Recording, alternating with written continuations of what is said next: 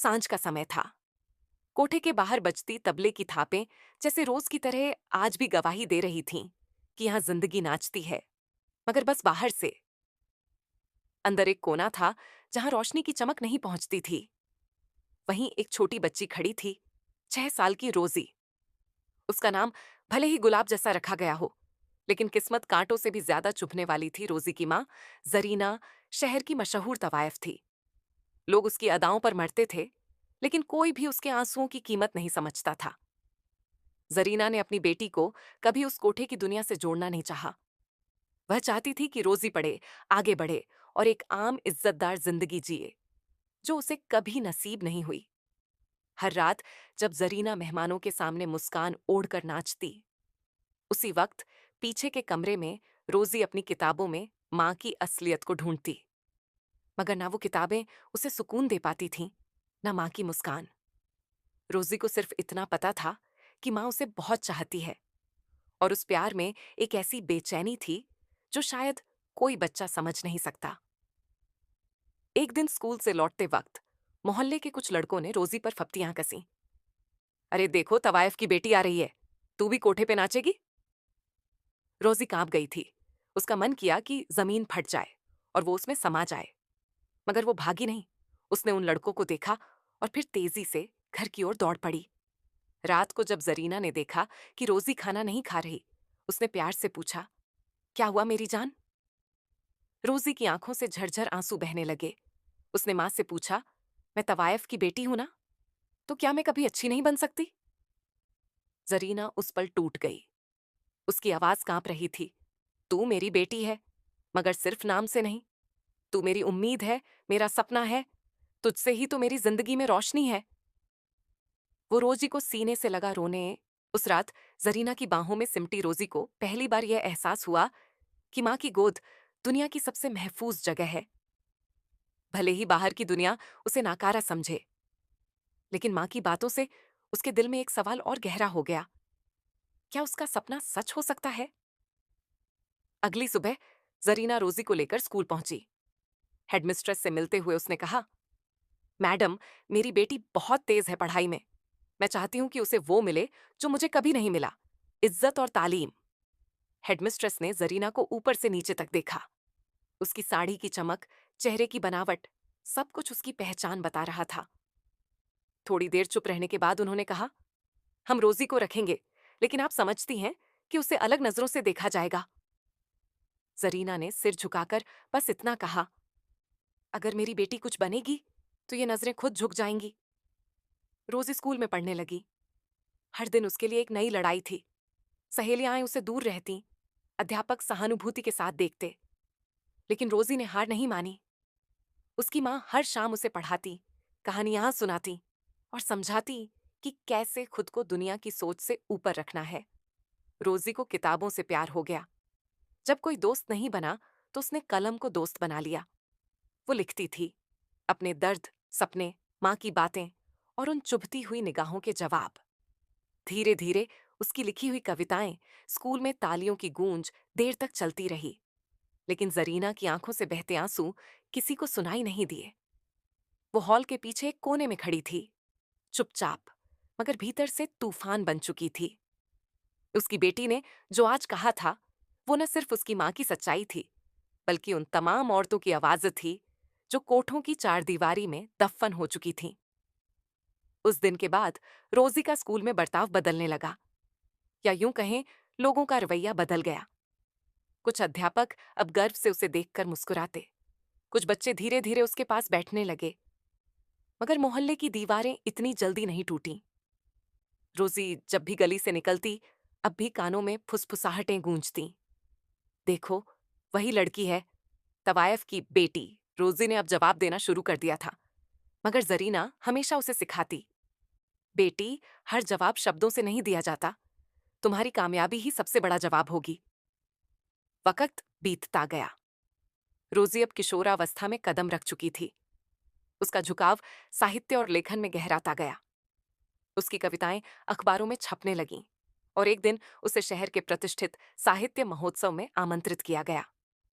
मंच पर उसका नाम पुकारा गया। कृपया अब मंच पर आइए, सुश्री रोजी जरीना। वो नाम सुनते ही भीड़ में सन्नाटा छा गया। बहुतों को समझ ही नहीं आया कि ये तवायफ की बेटी अब सुश्री कब बन गई। रोजी मंच पर पहुंची, माइक पकड़ा और बोली, मेरे लिए यह मंच महज एक पुरस्कार नहीं है, ये मेरी माँ की मेहनत का फल है। उन्होंने नाचकर, गाकर, अपनी आत्मा जलाकर मेरी पढ़ाई की फीस भरी है। आज अगर मुझे सम्मान मिल रहा है तो वह उनकी इज्जत की पहली किश्त है। नीचे बैठी जरीना की आंखें फिर भर आईं। भीड़ में बैठे एक बुजुर्ग लेखक उठे और बोले, आज जो बच्ची बोल रही है वो सिर्फ एक माँ की नहीं, पूरे समाज की संतान है। हमें शर्मानी चाहिए कि हमने कभी ऐसी बेटियों को नीचे देखा। उस दिन रोजी सिर्फ सम्मान नहीं जीत कर आई थी, उसने अपनी माँ को समाज में पहली बार सीधा खड़ा किया था। सराही जाने लगी। एक दिन स्कूल में भाषण प्रतियोगिता हुई। रोजी ने हिस्सा लिया।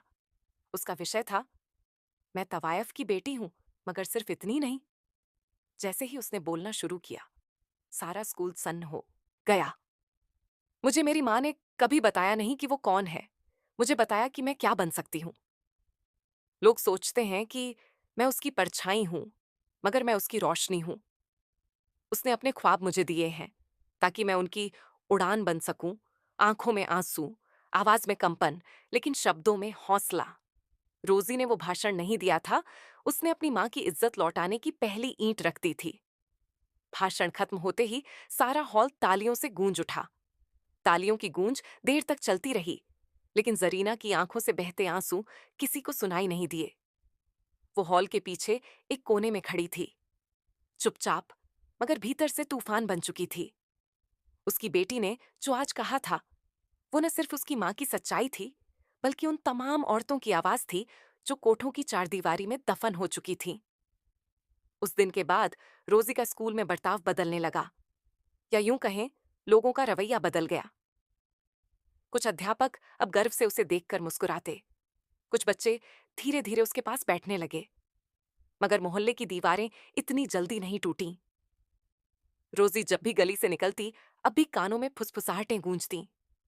देखो, वही लड़की है, तवायफ की बेटी।